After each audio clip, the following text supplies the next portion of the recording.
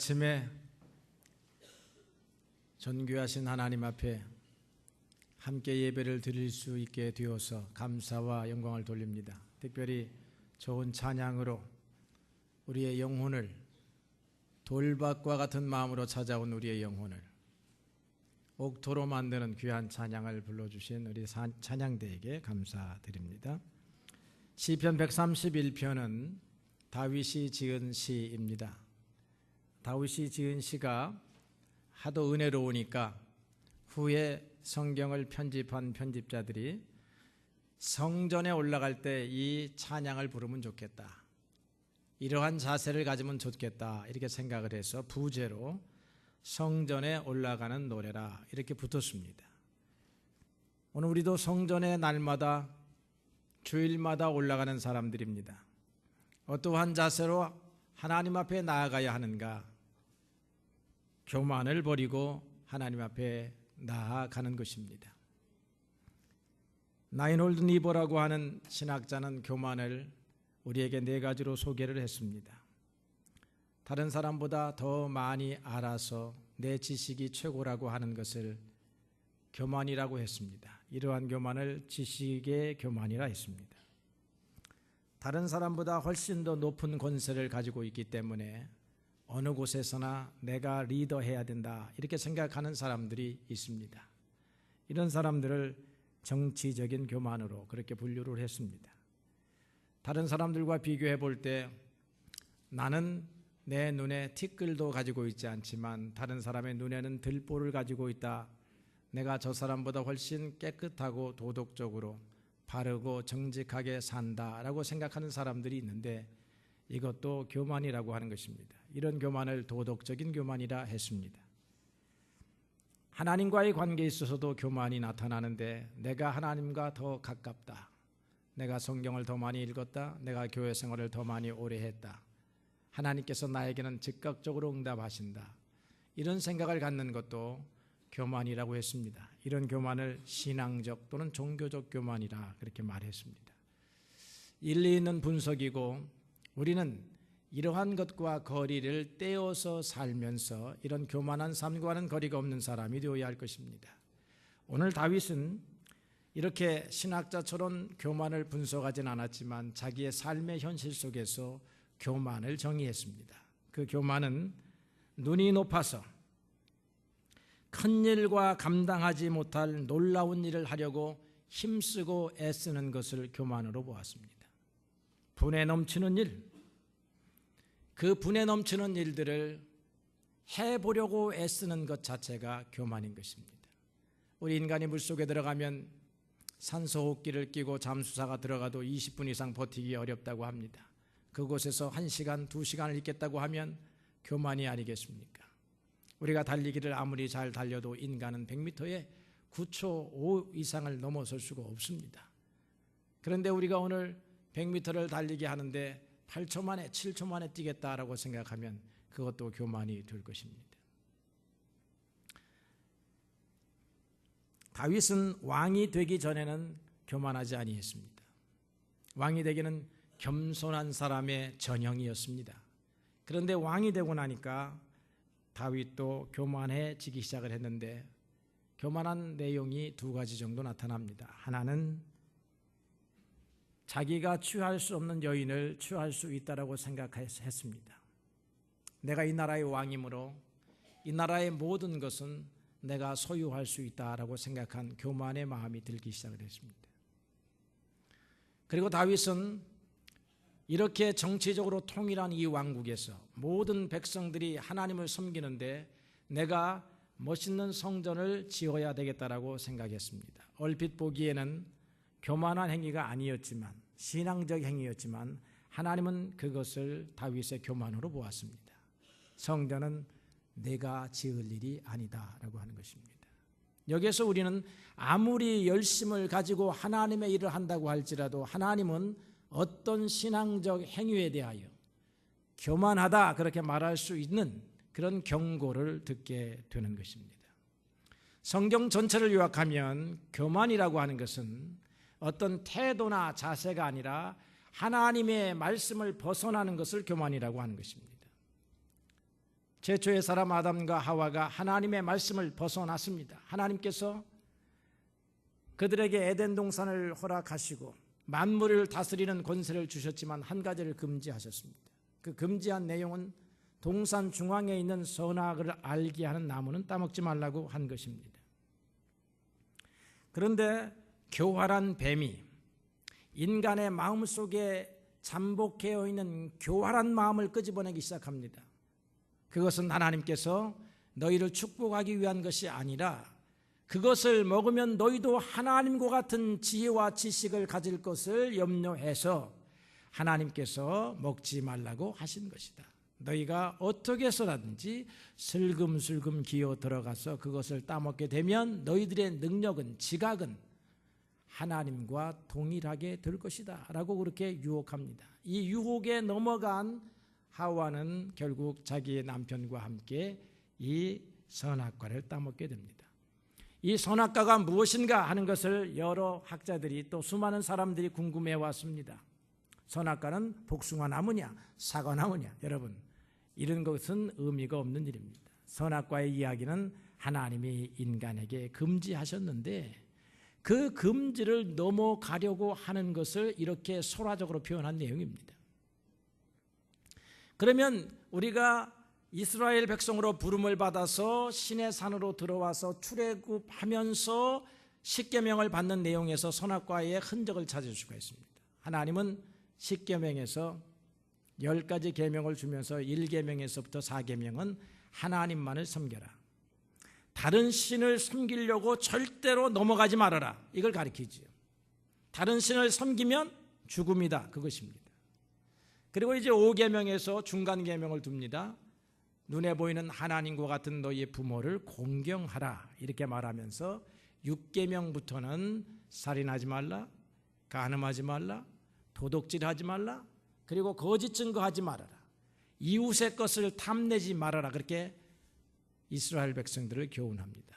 이것을 넘어가면 너희들에게는 죽음이요, 이것을 지키고 살아가면 나는 너희들의 아버지가 되어서 너희들의 일평생을 지키고 보호할 것이다 라고 그렇게 말씀하셨습니다. 하나님이 금지한 것을 넘어가지 아니하고 하나님의 허용한 것을 믿음으로 구해나가는 그런 삶이 오늘 우리에게 겸손한 삶이다. 하나님 안에서 살아가는 삶이 겸손함의 삶이라고 하는 것입니다. 그러므로 오늘 우리 주님 앞에 나아오는 모든 발걸음들은 내가 주님의 통치와 주님의 권세를 인정하고 내가 하나님의 말씀 앞에 순종하며 주님 앞에 나아가기를 원합니다 라고 하는 자세를 가지고 나아와야 되는 줄로 그렇게 믿습니다. 두 번째로는 이렇게 했습니다. 실로 내 영혼이 젖된 아이가 그의 어머니의 품에 있음과 같이 그렇게 내가 평온하고 고요한 마음을 가지고 주님 앞에 오겠다라고 하는 것입니다. 우리들은 분주하게 살았습니다. 요동치면서 살았습니다. 그렇지만 이제 하나님 앞으로 나아올 때는 그 마음을 진정시키고 고요한 마음으로 세상의 생각을 단절하고 나아오겠다라고 하는 것입니다. 중국의 현자였던 장자가 우리에게 가르치는 교훈이 있습니다. 거북이와 개구리가 만났습니다. 저 바다에 사는 거북이가 우물가에 사는 개구리를 방문했습니다. 그리고는 자기를 소개합니다. 나는 저 멀리 바다라고 하는 큰 곳에서 왔다. 개구리는 그 개념 속에 바다라고 하는 개념이 없습니다. 여러분의 개념 속에 하늘나라라고 하는 개념이 없듯이 개구리에게도 하루살이에게 내일이라고 하는 개념이 없듯이 개구리에게 바다라고 하는 개념이 없었습니다. 그래서 바다가 무엇이냐 하고 묻습니다. 바다는 어떤 곳이냐? 설명하기를 이 우물에 하루 종일 폭우가 쏟아지면 이 우물에서는 어떤 일이 벌어지느냐고 먼저 묻습니다. 개구리가 대답합니다. 살기 위해서 난리가 납니다. 이리 뛰고 저리 뛰고 메뚜기 뛰듯 개구리 뛰듯 뛰어야 살 수가 있습니다. 바다는 그런 곳이 아닙니까? 바다는 그런 곳이 아니다. 바다는 30일 비가 오고 60일 비가 오고 1년 내내 비가 와도 그 바닷물의 높이가 조금도 높아지지 아니하는 곳이 바다다라고 이렇게 가르칩니다. 개구리가 놀래가지고 기절을 합니다. 그런 곳이 있느냐 이게. 우리는 하루만 비가 와도 난리가 나는 세상에서 사는데 바다는 365일 비가 와도 난리가 일어나지 않는 곳이라는 것입니다. 한 달이 비가 오지 아니하면 이 우물은 어떻게 됩니까? 이 우물은 말라서 비틀어져서 이제 더 이상 개구리가 살 수 없는 곳이 되어버리고 맙니다. 개구리는 또 난리가 났습니다. 이 물 없는 곳에서 어떻게 우리가 살 수 있는가? 어디로 가야 사는가? 그렇게 말합니다. 그러나 바다는 어떤 곳인가? 바다는 365일 1년 12달 비가 오지 아니해도 그 높이가 1cm도 줄어들지 않는 그런 바다입니다. 바다에는 평온함이 있습니다. 고요함이 있습니다. 젖된 아이에게 있어서 어머니는 바다와 같은 품입니다. 젖을 먹지 못한 어린아이는 난리를 치고 요동을 칩니다. 내게 젖을 달라고 말합니다. 그것을 본 어머니는 얼른 방에 가서 어린아이를 붙잡고 젖을 먹입니다.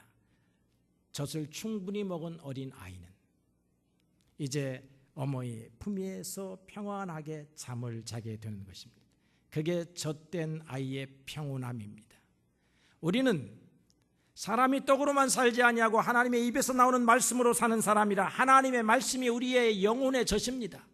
이 영혼의 젖을 먹는 사람들은 불안과 두려움 속에서 요동치고며 난리치던 마음이 조용해지고 다시 하나님을 고요하게 바라보는 사람으로 바뀔 수 있지만 우리가 하나님의 말씀을 먹지 아니함으로 인해서 오늘 우리의 삶은 요동이 친다라고 하는 것입니다.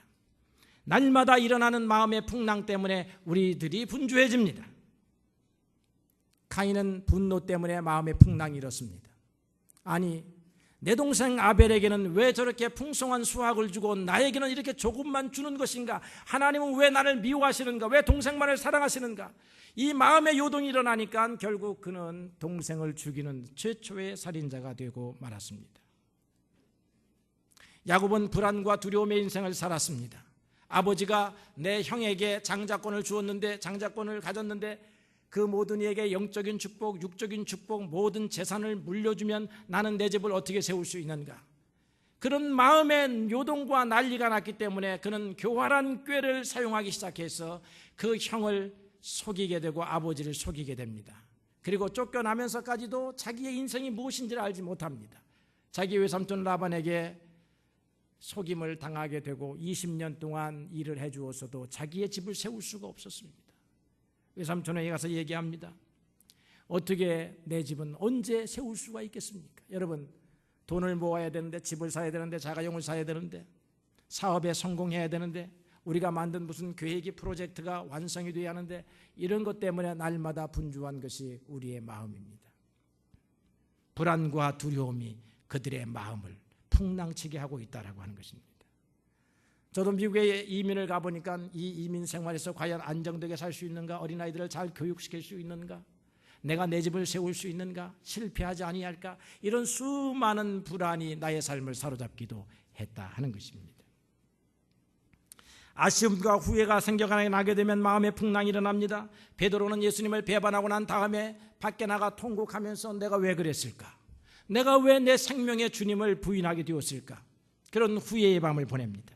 가론 유다도 후회의 밤을 보내고 그 풍랑을 견디지 못해서 스스로 목숨을 끊어버리고 맙니다. 어떤 사람은 투전판에서 돈을 잃고 나서 마음이 왔다 갔다 합니다. 가지 않았어야 할 것을 내가 갔구나. 내가 투자하지 않아야 할 곳에 투자해가지고. 다윗 역시 왕이 되고 난 이후에 마음의 풍랑이 일었습니다.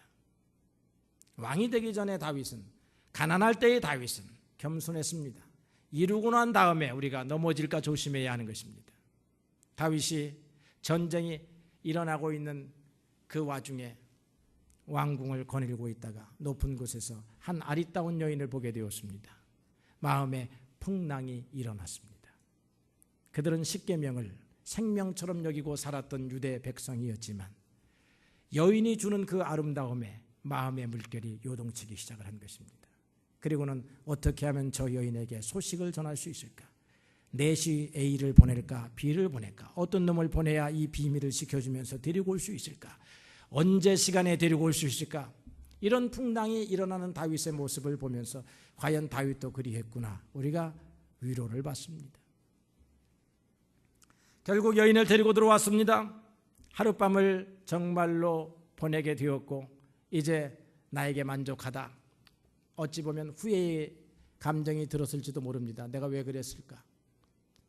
내 부하 장군의 아내인데 이제 내가 그런 나쁜 짓을 하지 말아야지. 이렇게 아마 인생을, 그 사건을 덮고 싶었는지 모르겠는데 또 하나의 비보의 소리가 들려왔습니다. 아이를 배웠습니다. 다윗의 마음이 더 널뛰기를 합니다. 아이를 배웠어? 이거 큰일 났구만. 이 일을 어떻게 수습해야지? 이 머리가 점점 교활해지는 것입니다. 똑똑한 사람들은 교활해집니다. 우직한 사람들은 그저 하나님의 말씀만 믿고 하나님의 말씀을 안 따르면 죽는가 보다 생각하고 살아가는데, 똑똑한 사람은 하나님을 속이고서도 내가 무엇을 얻을 수 있다라고 생각한단 말이지. 그래서 이 교활한 머리가 생각해낸 것이 이때 우리야 장군을 전선에서 빨리 불러들여야 되겠구나 생각을 하고 긴급 통지문을 보냅니다. 우리야는 왕이 부르니까 얼른 모든 것을 중단하고 쫓아옵니다. 그리고 나서는 왕이 수고했다, 집에 가서 하룻밤 쉬거라, 그리고 푹 쉬었다가 전선으로 다시 돌아가거라, 이렇게 생각해서 문제가 해결되는 듯 했는데 그 다음날 또다시 비보가 들려옵니다. 우리야가 집에 가지를 않았습니다. 다윗의 마음은 걷잡을 수 없었습니다.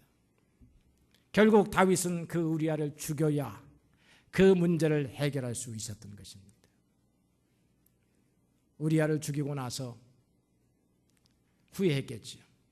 명복을 잘 빌어주었겠지요. 밧세바도 잘 데리고 와서 거두었잖아요. 그런데 하나님께서 나단 선지자를 통해서 그 마음을 다시 풍랑을 일어나게 합니다. 죄악을 들추셔낸다라고 하는 것입니다. 우리는 이처럼 날마다 일어나는 풍랑 때문에 하나님 안에서 젖된 아이와 같은 그런 마음을 품을 수가 없습니다.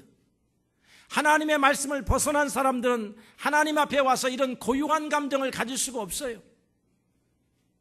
무엇인가 잘못했기 때문에, 도적질했기 때문에 마치 누군가가 나를 추적하는 느낌과 감정을 갖게 되게 된단 말이죠.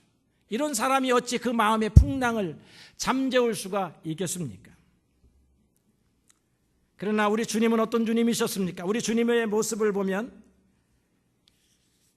미국의 맥스 루카도라고 하는 목사님이 우리 주님의 심령의 상태를 이렇게 표현을 했습니다. 오늘 제가 주보에 여러분들에게 소개를 했습니다. 우리의 마음은 예수님의 마음과 사뭇 다르다. 거리가 멀다. 그분은 순결하시되 우리는 탐심이 가득하다. 예수님은 왕이셨지만 검소한 삶으로 만족하셨다. 그분은 평안하시되 우리 인생들은 복잡하다. 예수님은 폭풍 속에서도, 제자들이 배반할 때에도, 십자가 위에서도 그 얼굴의 빛이 변하지 아니하였다.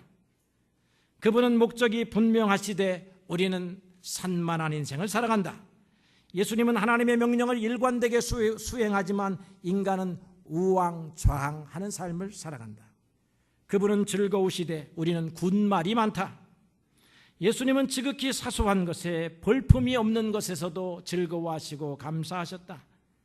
그분은 신령하시지만 우리는 이 땅에 매여서 살아간다. 예수님은 이 땅의 영광이 헛되다라고 하는 사실을 알고 그것을 넘어서서 사셨다. 우리의 마음과 예수님의 마음은 얼마나 차이가 있는가. 예수님은 하나님 안에 계셨기 때문에 어머니 품 안에 있는 젖된 아이와 같이 아무것도 걱정하지 아니하고 염려하지 아니하고 그 어미의 품에 있지만, 우리 인생들은 하나님의 품에 없어요. 하나님의 품에 있어도 온갖 죄악으로 인해서 그 마음을 평안히 하지 못합니다.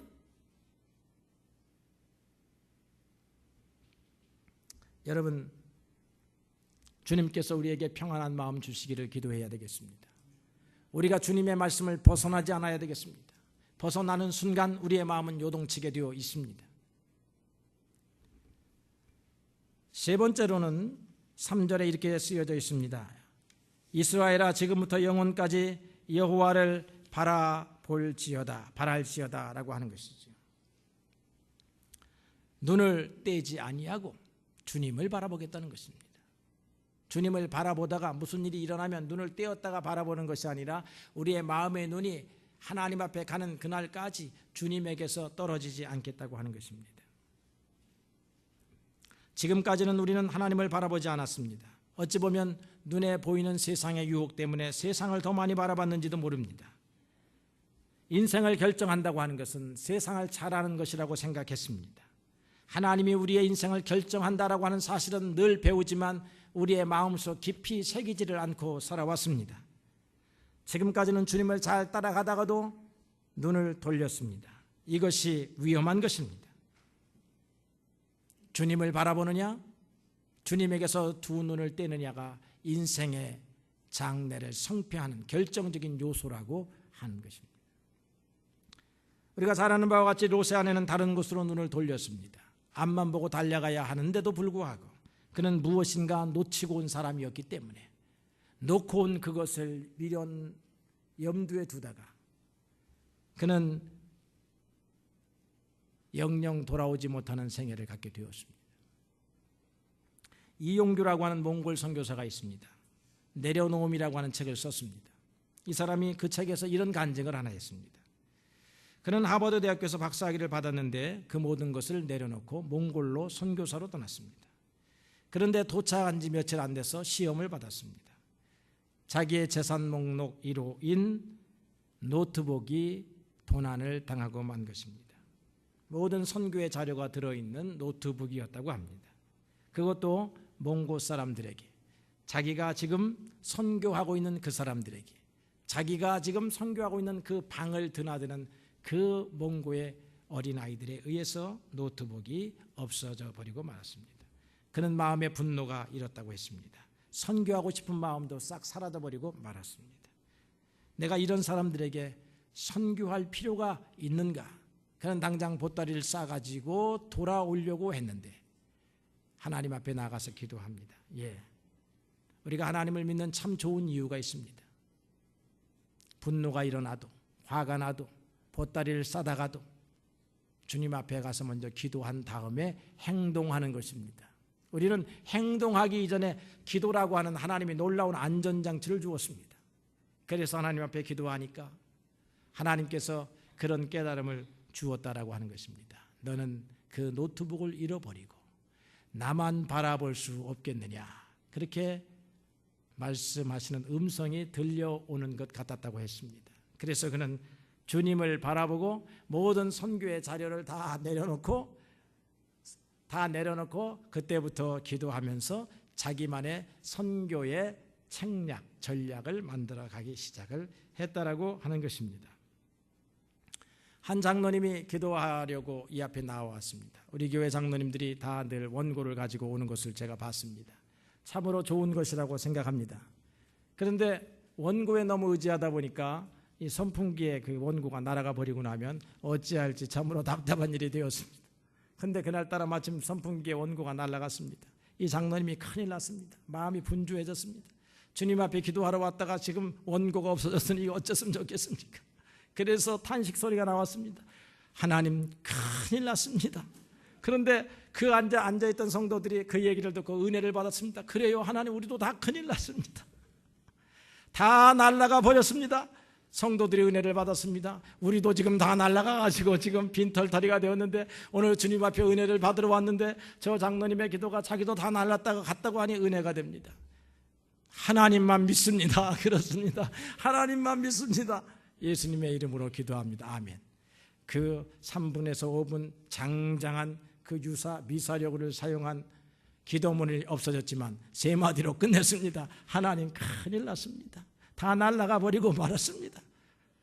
하나님만 믿습니다. 예수님의 이름으로 기도합니다. 그런데 그날 성도들이 기도의 은혜 받았다는 것입니다. 그런 기도, 하나님만 바라본 기도입니다. 설교 원고를 바라보지 아니한 기도, 하나님만 바라본 기도를 하였더니 설교 원고 없이도 기도가 되었다는 것이지요. 그렇다고 내일부터 설교 원고 없이, 기도 원고 없이 나오지 마십시오. 더 큰일 납니다. 더 큰일 나. 핵심은 무엇입니까? 우리 인생이 하나님을 바라보고 주님께서 우리의 길을 예비하신다. 하나님은 여호와 이레의 하나님이시다 이 말이에요. 우리가 종종 홍해가 앞에 서잖아요. 그런데 우리가 믿음의 눈으로 보니까, 육신의 눈으로 보니까 바닷물만 있어요. 건너갈 수 없습니다. 죽었다는 소리가 나와요. 큰일이 났습니다. 그런데 믿음의 눈으로 보니까 주님께서 물을 갈라 바닷길에 육지를 만드시는 것이 보인다는 것이에요. 보인다는 것입니다. 광야를 걸어가는데 먹을 것이 없습니다. 도시락도 다 떨어졌습니다. 그래서 육신의 눈으로 보니까 이제 죽었다는 것이에요. 그런데 믿음의 눈으로 보니까 하늘이 열려서 하나님이 직접 하늘 창고에서 직접 음식을 주었다는 게 만나의 사건입니다. 저는 만나를 먹고 여기까지 왔습니다. 여러분 그렇습니까? 만나를 먹고, 만나를 내가 수고하지 아니했는데도 하나님께서 만나를 주셨습니다. 내가 농사짓지 아니했는데 하나님께서 먹을 것을 주셨습니다. 옷을 기어 입지 않았음에도 불구하고 40년 동안 이스라엘 백성들이 그 옷이 헤어지지 않았다는 것입니다. 하나님이 준비했다는 것이죠. 하나님이 길을 갖고 있다는 것입니다. 그런데 오늘 우리는 하나님을 바라보지 아니하고 큰일 난 것만 바라보니까 문제가 해결되지 않습니다. 오늘 이 교회에 와서도 설교 시간에도 지금 큰일 난 뒷일을 생각하고 있는 분들이 있을 줄로 압니다. 집에 가서 빨리 지금 뭘 해야 되는데. 예? 여러분 주님을 바라보십시오. 주님이 우리의 길을 예비하십니다. 여러분의 사사로운 삶도 주님께서 예비하시고 준비해 놓으셨어요. 그것을 믿음의 눈으로 바라보시는 여러분들 되시기를 바랍니다.